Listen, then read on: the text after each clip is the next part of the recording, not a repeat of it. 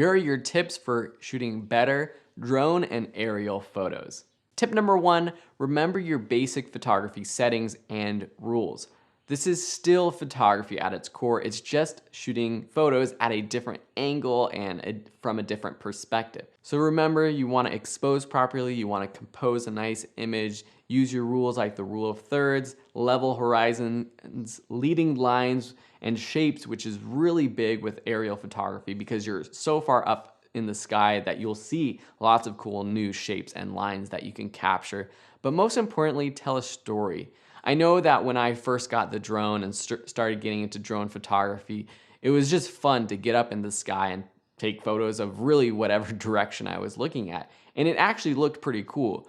But the best photos are the ones that tell a story, that you pick a subject, you compose it properly, and you do try to tell that story with your photography. Tip number two, following up on having a good subject and a good story with your photo, is to choose the right location. You want to make sure that it's safe. Make sure that you're allowed legally and technically to fly your drones in that area. Make sure you aren't harassing anyone. You got to follow the laws, and we'll talk more about that in just a second.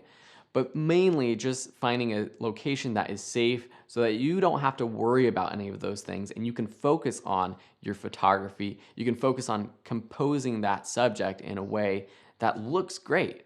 Also, finding a location without too many distractions. This can be hard when you're flying up in the sky because you're looking down at the earth and there's lots of stuff going on, especially in busy places like cities. So it might be good to go to a location that is a little bit more simple and finding a subject that doesn't have as many distractions so that in those photos, the viewer is really drawn to whatever your subject is. Tip number three is to be prepared. This means having your batteries charged, making sure your equipment all works, having an extra batteries, having extra propellers in case you do have a minor accident, or if one of your propellers isn't working. It's always good to have backups of both the batteries and the propellers. You want to make sure that you know how to fly the drone, practice it, go practice it in a big open field before you go out and shoot in a busy street. You don't want to get into any trouble or hurt anyone. I mean, that's really, all legalities aside, you definitely don't want to hurt anyone or any property with your drone.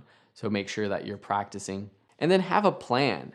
Estimate the flight times, estimate how long it's going to take for you to get up into the sky and take your photo. I know it's a little hard to know exactly what your composition might be from down on the ground, but it's a good idea to have your photo in mind so as soon as you get up in the air, you can take that photo and not waste any time because these drone batteries don't last that long. Tip number four is to look for symmetry and patterns. Especially with drone photography, this is one of the compositional rules or techniques that I like to use, especially from up in the sky. You can see some cool patterns made by the landscape of our beautiful Earth, and also with symmetry, both with the landscape, with buildings, any man-made objects. Look for those two things to take some great, interesting photos. Tip five is to look for some interesting shadows. If you're shooting at golden hour, which we always recommend trying to shoot at golden hour if you can, because the lighting tends to look better, at least in our opinion. If you do shoot at golden hour, the shadows are going to be longer and a little bit more dramatic, and especially if your landscape has some sort of difference in height, if you're shooting buildings or if you're shooting mountains or hillsides or cliffs or anything really, you'll get some cool shadows and that will result in really neat photos. And then our last tip, which is really the most important tip and should probably be our number one tip, is to follow the rules and regulations of wherever you live. The rules are different in every country, in every city, in every state. And so you are required, you are responsible for making sure that you are being a law-abiding citizen.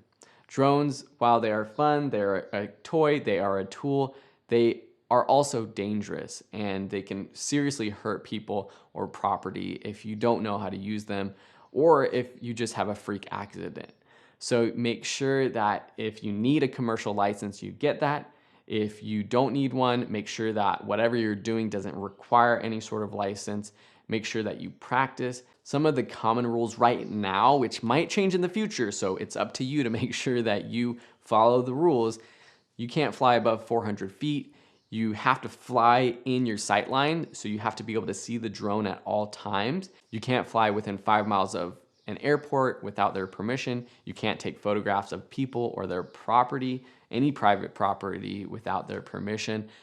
So these are just a few things to keep in mind. Of course, these things change. And like I keep saying, this might be different where you live.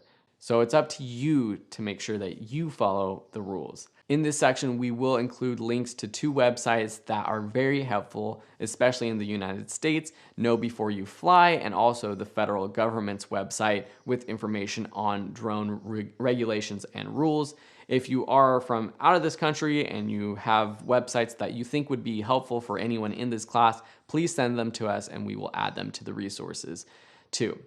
Anyways, I hope you enjoy these tips, and next we're gonna go out and actually start flying our drones.